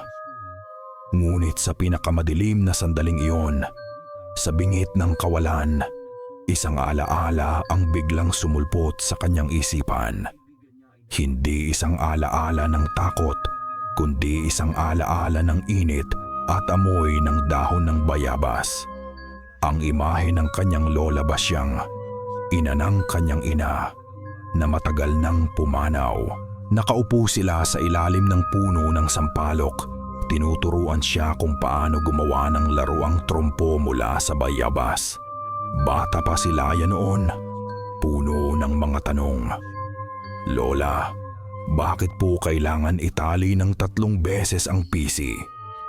Dahil ang 3 ay isang sagradong numero. Apo, sagot ng matanda. Ang kanyang mga kamay ay sanay na sanay sa pag-ikot ng tali. Yan ang kasabihan. Ang masamang espiritu ay kayang sirain ang isa o kahit ang 2 buhol. Ngunit ang 3 buhol na may kasamang dasal, hindi nila kayang kalasin. Ang alaala ay napakalinaw. At kasunod nito, dumaloy ang iba pang mga alaala. Mga kasabihan, mga payo na dati tinatawanan lang niya. Kapag may masamang hangin, magsuot ka ng bawang sa iyong bulsa. Ang amoy nito'y kinamumuhian nila.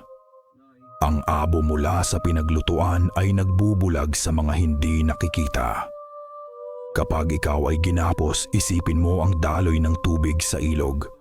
Ang tubig ay laging nakakahanap ng daan para makalaya. Mga salita ng isang matanda na puno ng pamahiin. Ngunit ngayon, sa pagitan ng buhay at kamatayan, ang mga salitang iyon ay naging mga sandata. Manahimik ka, utos ni Aling Belen.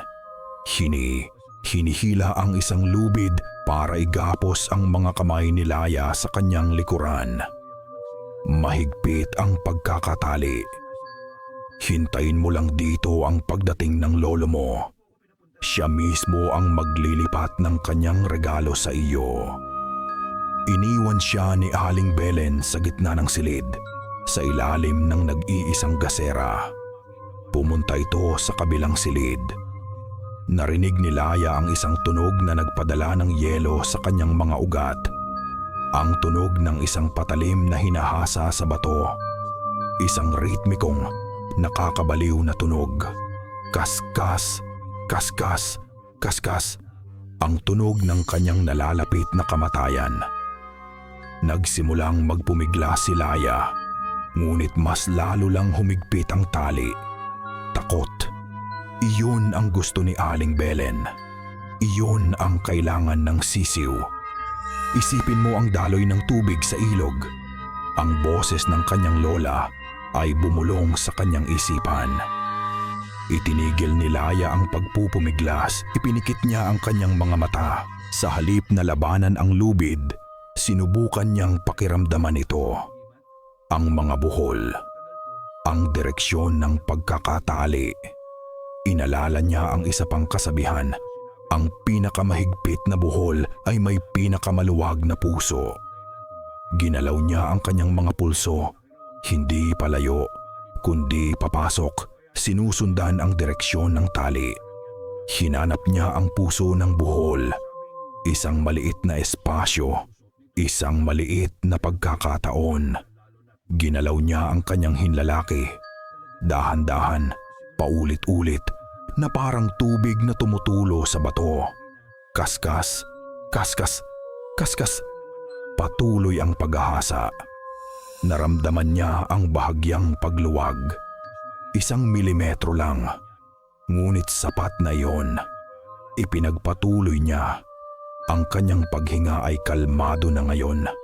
Ang kanyang isip ay nakatuon.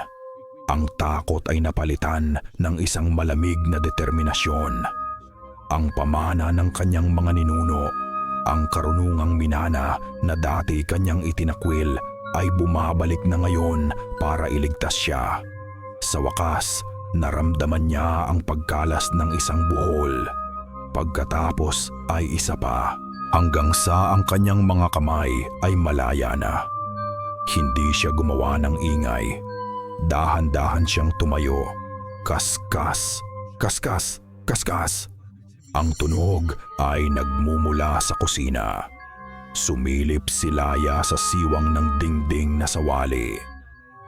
Nakita niya si Aling Belen, nakatalikod, abala sa paghahasa. Kailangan ni Laya ng sandata. Ngunit hindi isang patalim. Isang bagay na mas makapangyarihan laban sa uri ng kaaway na kinakaharap niya. Ang kanyang mga mata ay lumibot sa madilim na silid. Ang mga nakasabit na tuyong halaman, ang maliit na altar, ang supot ng asin na nakasabit pa rin sa dingding, at ang kalan sa sulok kung saan may natira pang abo mula sa pinaglutuan kaninang umaga. Ang abo ay nagbubulag sa mga hindi nakikita. Dahan-dahan, kumuha si Laya ng isang dakok ng malamig na abo. Ang pino nitong alikabok ay parang seda sa kanyang palad. Kumuha rin siya ng isang maliit na piraso ng bawang mula sa bigkis na nakasabit. Hindi siya pwedeng manalo sa isang laban ng lakas, ngunit marahil kaya niyang manalo gamit ang karunungan. Ang paghahasa ay tumigil. Naramdaman ni Laya ang pagbabago sa hangin. naramdaman ni Aling Belen na may mali. Laya. Hindi siya tumakbo palabas ng pinto. Ang pagtakas ay hindi na sapat. Ang pagtakbo palayo ay mag-iiwan sa kanyang pamilya na walang pag-asa. Kailangan niyang harapin ang dalawang halimaw. Hindi, naisip niya, hindi ko sila haharapin. Sila ang paghaharapin ko. Nang bumukas ang pinto ng kusina, wala na si Laya sa silid. Nagtago siya, hindi sa dilim ng bahay, kundi sa dilim ng gabi sa labas. At hindi siya tumakbo palayo sa panganib. Tumakbo siya patungo rito, patungo sa gubat, patungo sa lungga ng unang halimaw. Ang gubat sa gabi ay isang nilalang na buhay. Ang bawat anino ay tila gumagalaw. Ang bawat tunog ay tila isang banta. Ngunit wala ng takot si Laya. Ang nangingibabaw ngayon ay isang malamig at matalas na determinasyon. Ang abo mula sa kalan ay mahigpit niyang hawak sa isang kamay. Ang bawang ay nasa kanyang bulsa. Alam niya kung saan pupunta. Bumalik siya sa palanas kung saan niya nasaksihan ang pagbabago. Mula doon, sinundan niya ang amoy. Ang kasuklam-suklam na amoy ng nabubulok na laman at lupang basa. Dinala siya nito sa isang maliit na kuweba na natatakpan ng mga baging. Isang itim na bibig sa gilid ng isang malaking bato. Ang lungga. Lolo! Sigaw ni Laya. Ang kanyang boses ay umalingaw-ngaw sa katahimikan ng gabi. Walang sagot. Lolo Mateo, lumabas po kayo. Kailangan ko ng tulong. Isang ungol ang narinig mula sa loob. Isang mahina, pagod na ungol. Pagkatapos, isang anino ang dahan-dahang lumabas mula sa dilim. Ito si Lolo Mateo, ngunit nasa isang kalagayang kahabag-habag. Siya ay nasa pagitan ng pagiging tao at halimaw. Ang kanyang balat ay kulay abo. Ang kanyang mga kuko ay mahaba. Ngunit ang kanyang mukha ay halos tao pa. Puno ng paghihirap at pagkalito. Ang kanyang mga pulang mata ay nakatitig kay Laya. Hindi na may gutom, kundi may pagod. Tila ang pagbabagong anyo ay umuubos na sa kanyang natitirang lakas. Apo, Laya. Ang kanyang boses ay garalgal, isang halo ng boses ng matanda at ng halimaw. Umalis ka na dito. Hindi po ako aalis hanggat hindi niyo tinutulungan ang pamilya ko. Sigaw ni Laya. Ang kanyang mga salita ay bahagi ng kanyang plano. Hindi ko na kaya. Kontrolin. Kung gayon, ibigay mo sa akin. Matapang na sabi ni Laya, humakbang palapit. Kung kailangan nyo ng bagong sisidlan, heto ako. Kunin nyo ako, pero palayain nyo na si tatay. Natigilan ang nilalang. Ang mga mata nito ay nanlaki. Kahit sa kanyang malahalimaw na estado, isang kislap ng dating Lolo Mateo ang lumitaw. Isang kislap ng pagkatlito at pagkabigla. Sino ang nagturo sa iyo niyan? Isang matinis at galit na boses ang biglang sumigaw mula sa likuran. Mabilis na lumingon si Laya. Si Aling Belen ay nakatayo sa gilid ng palanas. Ang kanyang itim na patalim ay kumikinang sa ilalim ng liwanag ng buwan. Ang kanyang mukha ay puno ng puot. Traidor na bata, ako dapat ang papatay sa inyo. Tumakbo si Aling Belen patungo sa kanila. Ang kanyang patalim ay nakaamba. Ngunit bago pa siya makalapit, isang sigaw ang pumunit sa gabi. Isang sigaw na puno ng paghihirap at galit. Huwag! Mula sa kasukalan, lumabas si Tomas.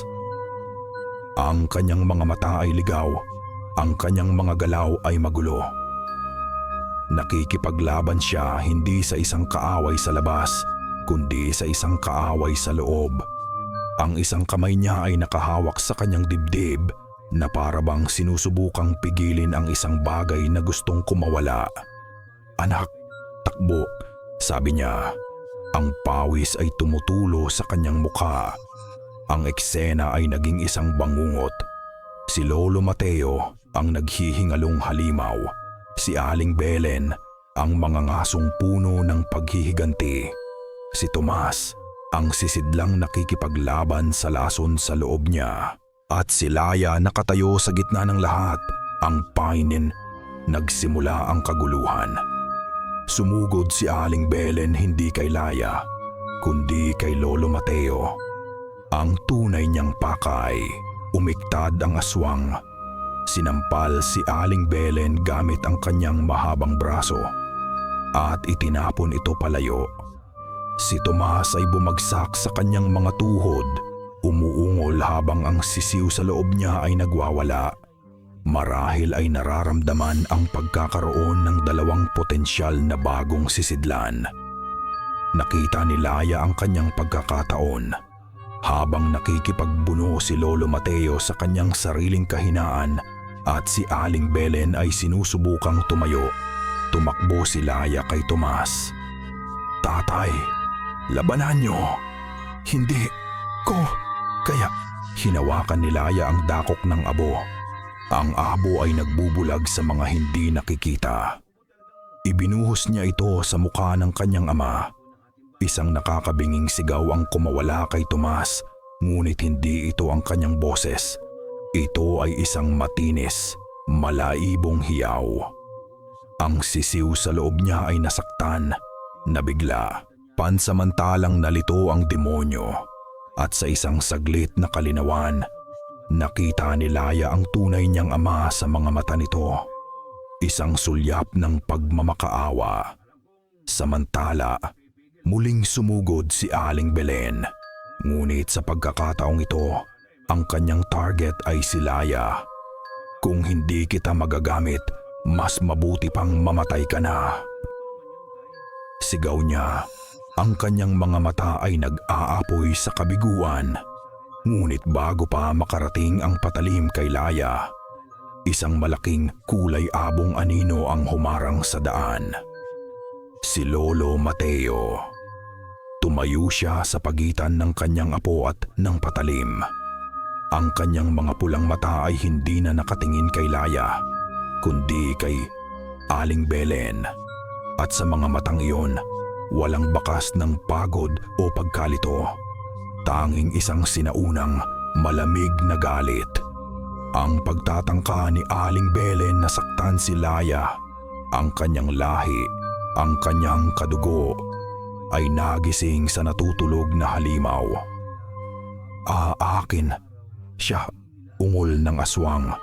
Ang mga salita ay hirap lumabas sa lalamunan nitong hindi na para sa tao.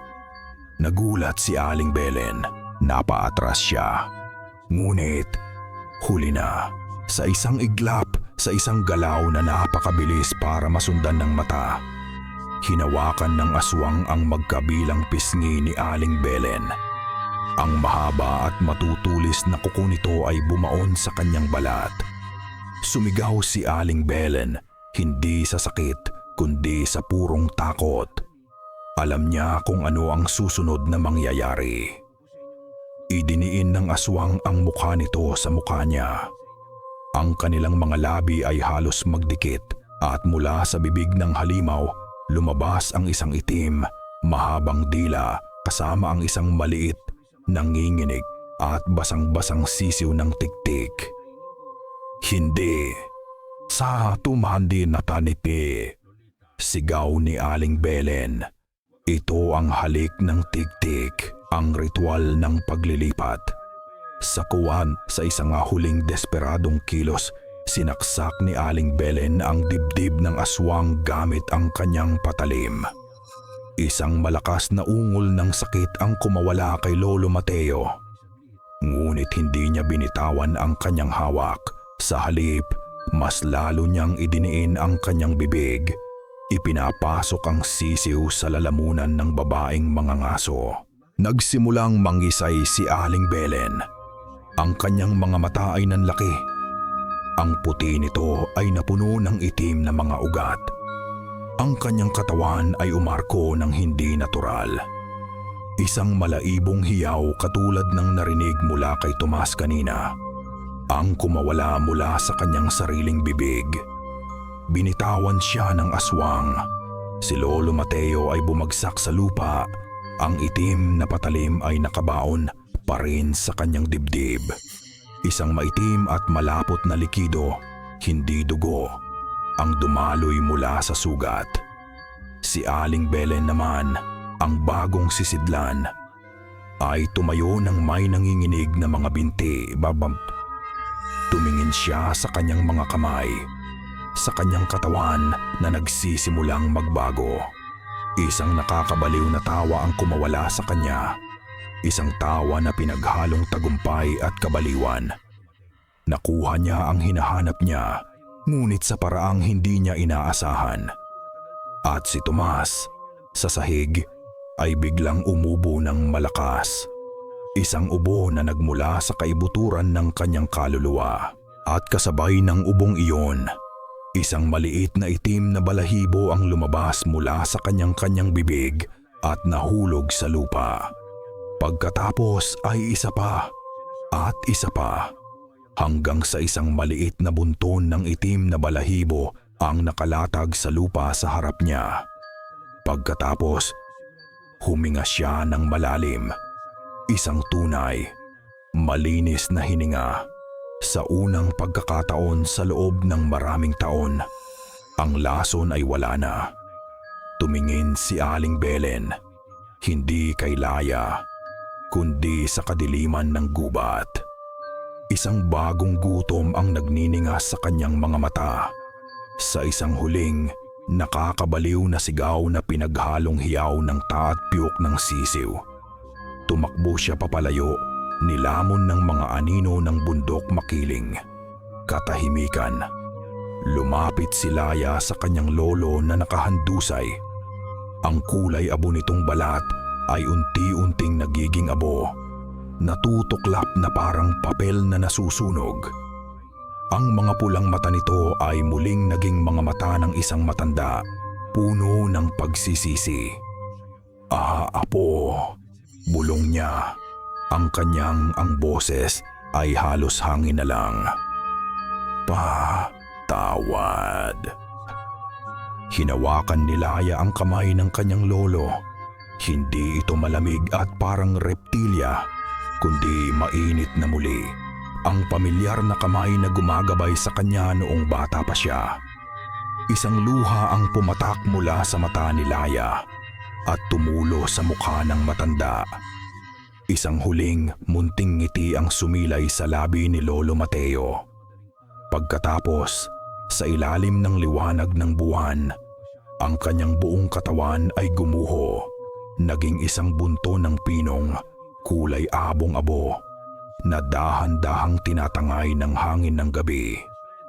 Ang natira na lang ay ang itim na patalim na nakabaon sa lupa kung saan dati siyang nakahiga. Lumapit si Tomas kay Laya. Ang kanyang mga binti ay nanginginig pa, ngunit malaya na. Niyakap niya ang kanyang anak sa unang pagkakataon nang walang anino ng halimaw sa kanyang mga mata. Walang salitang namutawi, tanging ang bigat ng isang bangungot na sa wakas ay nagwakas sa gitna ng palanas, sa ilalim ng tahimik na pagbabantay ng buwan. Ang natira na lang ay isang ama, isang anak na babae, at ang mga abo ng dalawang nilalang na nilamon ng sarili nilang dilim. Walang nagsalita habang sila'y naglalakad pabalik mula sa gubat. Ang katahimikan ay mas mabigat kaysa sa mga sigaw kanina. Si Tomas ay nakahawak sa balikat ni Laya, hindi lang para suportahan ang sarili, kundi para siguraduhing totoo ang lahat, na ang kanyang anak ay ligtas at siya ay malaya. Ang hangin ay amoy abo at ozone. Ang amoy ng isang labanang espiritual na katatapos lang. Nadatnan nila si Amalia sa may pintuan. Ang kanyang mukha ay basang-basa sa luha. Isang gasera ang nanginginig sa kanyang kamay. Walang nagpaliwanag. Hindi na kailangan. Sa sandaling makita niya ang mga mata ng kanyang asawa. Mga matang pagod, malungkot, ngunit sa wakas ay kanya na muli. Naiintindihan na niya. Niyakap niya si Tomas. Isang yakap na puno ng mga taon ng pagtitiis at dasal. Hindi na sila natulog sa bahay na iyon. Hindi na nila kaya. Bago pa man sumikat ang araw, nag-iimpake na sila. Walang luhang pumatak. Tanging ang apurahang paglalagay ng iilang damit sa mga bayong. Iniwan nila ang halos lahat. Ang mga lumang kasangkapan, ang mga palayok, ang mga alaala. Ang bahay ay hindi na isang tahanan. Ito ay isang libingan ng mga bangungot. Habang paalis sila, lumingon si Laya sa huling pagkakataon. Ang barangay Sinagtala na natutulog pa sa ilalim ng kulay abong liwanag ng umaga ay tila payapa. Ngunit alam na ni Laya ang katotohanan. Alam niya na sa lalim ng gubat sa paanan ng bundok Makiling, isang bagong alamat ang isinilang. Isang babaeng baliw na naglalako ng isda sa araw at isang halimaw na sumisigaw na parang sisiw sa gabi. Umalis sila at hindi na lumingon pa. Lumipas ang 6 na buwan. Ang ingay ng mga busina at ang dagundong ng syudad ay malayo sa huni ng mga kuliglig sa Sinagtala. Nakatira na sila ngayon sa isang maliit na apartment sa Maynila. Isang mundo na gawa sa semento at bakal. Ipinanganak na ni Amalia ang kanyang bunsong anak. Isang malusog na lalaki na may mga matang kasing liwanag ng sa kanyang ina. Si Tomas ay ibang tao na. Nagtatrabaho siya sa isang construction site. Umuuwi gabi-gabi na pagod ngunit may ngiti sa labi. Ang amoy ng alak ay napalitan na ng amoy ng pawis at semento. Minsan, nahuhuli siya ni Laya na nakatitig lang sa kawalan at alam niyang binabalikan nito ang dilim. Ngunit hindi na siya nag-iisa roon. Sinubukan ni Laya na maging normal. Nag-aral siya sa isang pampublikong paaralan. Nakipagkaibigan at sinubukang kalimutan ang amoy ng lupang basa at ang tunog ng mga butong lumalagitik. Halos nakumbinsi na niya ang kanyang sarili na ang lahat ng iyon ay isang masamang panaginip na lamang. Isang gabi, habang ginagawa niya ang kanyang takdang aralin sa kanyang maliit na kwarto, narinig niya ang tawanan mula sa sala. Ang malambing na tawa ng kanyang ina at ang malalim, masayang tawa ng kanyang ama na nakikipaglaro sa kanyang kapatid.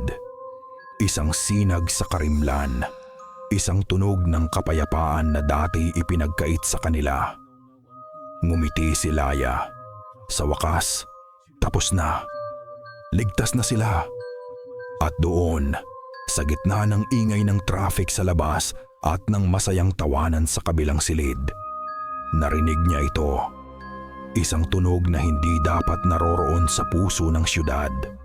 Napakahina sa simula, halos hindi marinig. Isang matinis na piyok. Napahinto si Laya sa pagsusulat. Pinakinggan niyang mabuti. Baka guni-guni lang, isang alaala na ayaw mamatay. Muli ang tunog. Mas malapit ngayon, tila dala ng hangin mula sa bukas na bintana. Piyok. Isang tunog na napakapamilyar. Ang tunog ng isang sisiw na bagong pisa. Ang tunog na nagsimula ng lahat. Tumingin si Laya sa labas ng bintana. Ang mga ilaw ng syudad ay kumikinang na parang mga bituing hindi maabot. Ang gabi ay puno ng buhay at ingay. Walang dahilan para marinig niya ang tunog na iyon. Hindi niya alam kung ito ay isang alaala na bumabalik para dalawin siya o isang babala. Isang paalala na ang ilang uri ng dilim ay hindi kailanman namamatay, na ang utang na dugo ay laging nakakahanap ng paraan para maningil, na kahit gaano ka pa kalayo tumakbo ang ilang mga kanta, kapag narinig mo na, ay mananatili sa iyo magpakailanman. Hindi nang ngumiti si Laya. Sa halip, ipinikit niya ang kanyang mga mata at tahimik na nagdasal, at sa malayong distansya na hindi niya nakikita, ang hangin ay muling nagdala ng sagot, "Piyok." At dito nagtatapos ang madilim at mapait na paglalakbay ni Laya at ng kanyang pamilya. Mula sa kaibuturan ng aking puso, isang taus-pusong pasasalamat sa inyong pagsama. Salamat sa paglalakbay sa bawat kabanata, sa pakikinig sa bawat bulong ng takot, at sa pananatili sa tabi ni Laya habang hinaharap niya ang mga aninong nagkukubli sa kanyang tahanan at sa kanyang isipan. Ang kwentong ito ay isinilang mula sa isang bulong, isang pagnanais na isalaysay, hindi lamang ang tungkol sa mga halimaw ng ating alamat, kundi pati na rin sa mga halimaw na nananahan sa loob din natin.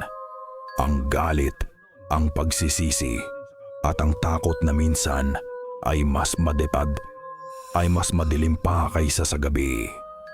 Sapagkat sa likod ng bawat huni ng sisiw at anino ng aswang, ang kwentong ito ay tungkol sa liwanag.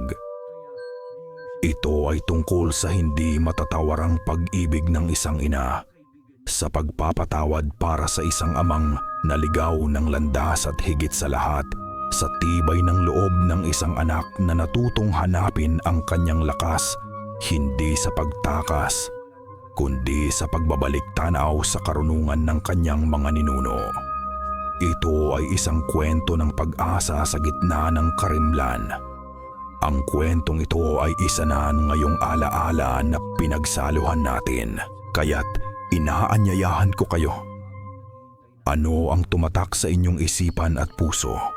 Huwag kayong mag-atubiling ibahagi ang inyong mga saloobin hanggang sa ating muling pagkikita sa panibagong kwento. Maraming salamat sa inyong pakikinig.